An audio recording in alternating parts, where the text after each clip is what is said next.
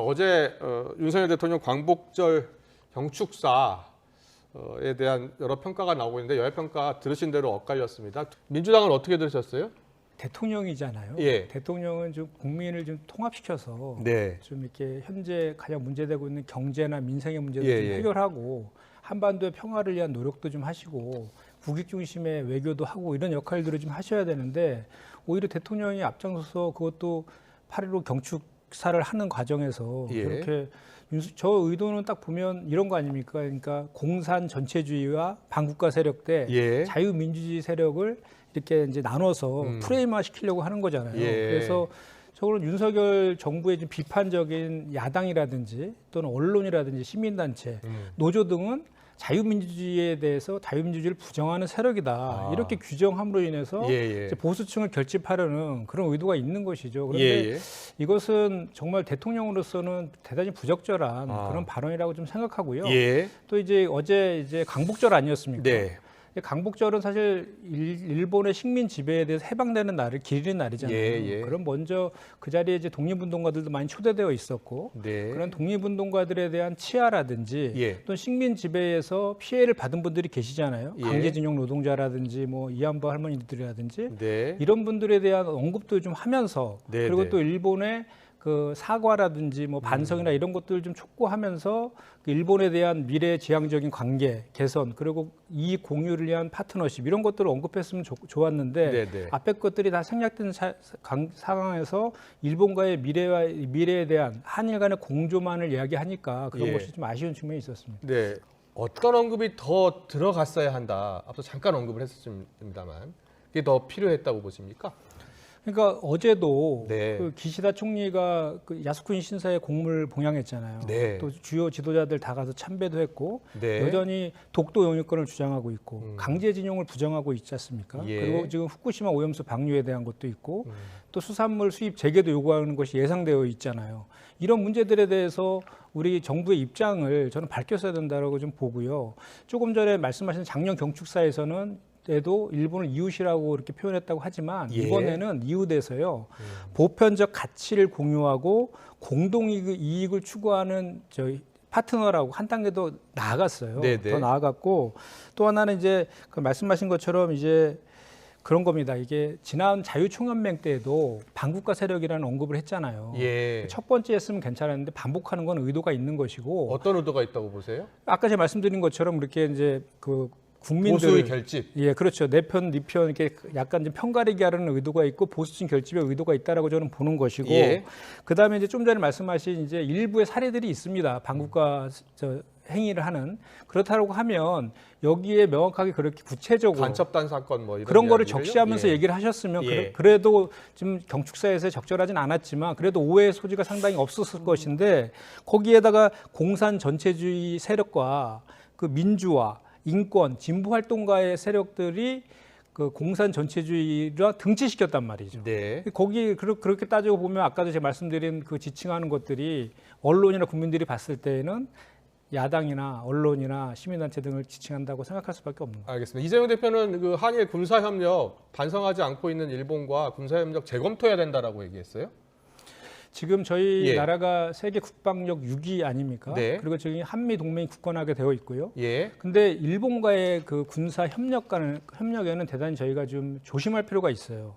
왜냐하면 지금 그 일본 같은 경우에는 독도의 영유권을 지금 주장하고 있잖아요. 우리가 그 영토 분쟁이 지금 아직 종식되지 않고 있는 그런 상황이고, 네. 일본은 지난 그 패망 이후에 그 이제 평화연법 체제 아닙니까? 군수방위 전수방위 원칙이 지금 적용되고 있는데 그 평화연법을 바꿔갖고 지금 보통 국가화 하려고 하는 시도들을 끊임없이 하고 있지 않습니까? 예, 그리고 예. 미국도 인태 전략에서 동북아를 일본 중심으로 재편하려고 하는 의도를 지금 명백히 보이고 있거든요. 거기에 대한민국이 따라 들어가면 한반도의 주도권을 일본한테 내어줄 가능성이 있기 때문에 그런 측면에서의 지적인 것 같습니다. 알겠습니다. 김관영 지사는 행안위 현안 질의에 출석할 수 없다 이런 입장입니까?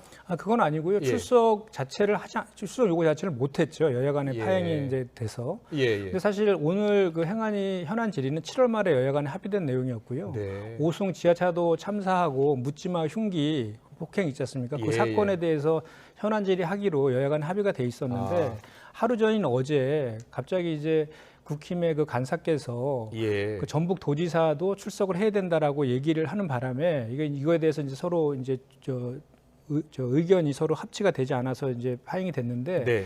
우리 당 입장에서는 그런 겁니다. 이게 이제 이미 정해진 내용들이 있었고 네.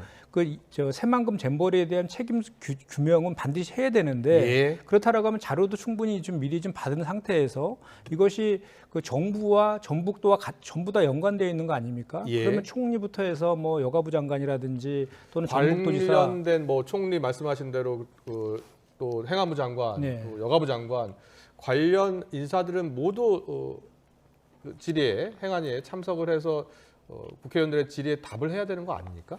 그래서 이제 여기 이제 행안위가 상임이기 때문에 아마도 지자체의 소관이기 때문에 예. 전북도 지사는 이제 지자체니까 예. 불렀다라고 이렇게 한번 이유를 한번 얘기하고 있는 것 같은데 아. 어쨌든 새만금 잼버리에 대한 것은 우리 민주당뿐만 아니라 여당도 반드시 책임 규명을 해야 된다는 네. 입장을 갖고 있기 때문에 그 종합적으로 예. 국정조사라든지 그런 거를 통해 가지고 종합적으로 이렇게 책임 규명을 할 사안이지 네. 행안위 현안 질의가 정해져 있는 그 내용 안에 끼어갖고 그 진실 규명할 사항은 아니다 이 말씀을 드립니다. 알겠습니다. 제가 예. 우리 강병훈 간사한테 직접 확인했는데 네. 그런 요구를 하셔가지고 요구를 그러면 해서 예. 이미 정해진 내용들에서는 오늘 하고 그 전북 도지사에 대해서 별도 날을 잡아서 따로 하자까지 제안을 했는데도 불구하고 별도 날을 안 된다 잡아서 하자라고 제안을 했어요, 민주당에서. 예. 백현동 관련 의혹으로 내일 이제 검찰에 출석을 할 예정인데요. 검찰 출석 시간이 공개가 됐습니다. 내일 오전 10시 20분이라고 하고요. 본격적으로 여론조사에 나섰다라는 내용 중에 백현동 용도 변경은 박근혜 대통령의 지시와 국토부의 요구에 의한 것이다라는 입장이 있네요. 예. 이게 좀 구체적으로 설명해 주세요. 박근혜 대통령의 지시, 또 국토부의 요구는 무엇이었다는 겁니까? 그러니까 이제 식품연구원이 이전을 하는데 예. 8차례에 걸쳐서 매각을 시도했는데 계속 유찰이 돼갖고 매각되지 거기 않았어요. 이제 식품연구원이 있었는데, 예. 네, 그 이게- 식품연구원이 다른 데로 이전하니까 그 이전을 하려면 거기 또 매각을 이제 매각을 해야 되죠. 되는데 예. 매각이 안 됐기 때문에 그렇죠. 그래서 예. 용도를 변경해 갖고 매각할 수 있는 조건으로 바꾸려고 이제 했던 것이죠. 네. 근데 2014년도 그래서 용도로 변경을 한 거예요. 자연녹지에서 준주거 지역으로. 네네. 예. 그거를 박근혜 대통령이 지시했다는 겁니까? 2014년도 14년 회의에서 예. 그 박근혜 대통령이 주재한 회의에서 회의에서 그런 내용을 말씀을 하셨고 아. 그 내용을 가지고 국토부랑 식품연구원에서 예. 박근혜 대통령의 지시 사항이다라고 하고 그다음에 이거 국가의 주요 정책이기 때문에 용도 변경을 해달라고 수차례 요구했다라는 게 이제 이재명 대표의 주장입니다. 그렇습니까? 그 재판 통해서 저 CCBB는 가려질 것이지만 예. 지금 좀 전에 말씀하신 그 선거법 관련된 재판은요. 그러니까 좀 전에 말씀하신 거 협조 요청이라고 했잖아요. 네. 그 협조 요청을 이재명 당시 성남시장은 협박으로 느꼈다라고 주장하고 예. 있는 것이거든요. 그리고 예. 이것이 용도 변경한 것이 업무상 배임에 해당한다고 지금 하는 것 아닙니까?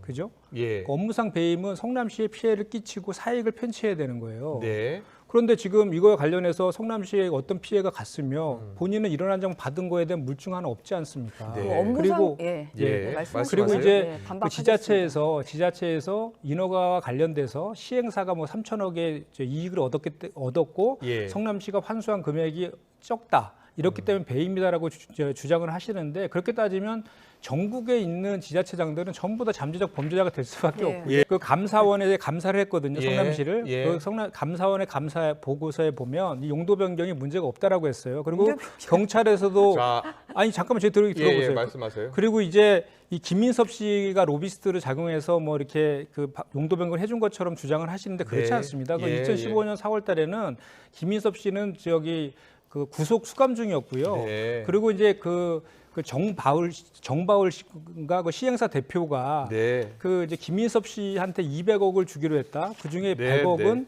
정진상 이재명 대표 몫이다라고 본인이 생각했다라고 전원에서 들었다는 얘기를 진술을 했어요, 검찰에서. 예. 근데 이것도 마찬가지로 전원 진술일 뿐인 거고요. 예. 대장동 건의 428호가 똑같은 논리예요. 네. 그래서 물증은 없는 거예요. 그래서 그런 거 가지고 대장동의 업무상 배임으로 규율을 하려면 그 이야기를 알겠습니다. 그 자, 이야기를 이재명 두 분 대표가 여기까지 내일 검찰과 듣겠습니다. 재판 가서 저희 하시면 시간이 다 됩니다. 됐어요. 그렇죠. 네. 여야 공방 들으셨습니다. 여야 입장이 워낙 다르기 때문에요. 여러 사안들이 있는데 여러 사안들 지금 다 법원으로 갔습니다. 법원에서 시비를 가려줄 것으로 믿겠습니다. 오늘 정치권 이슈 여기까지 듣겠습니다. 지금까지 전주의 국민의힘 의원 김현정 전 민주당 의원과 대변인과 함께했습니다. 잘 들었습니다. 고맙습니다. 네, 수고하셨습니다. 고맙습니다.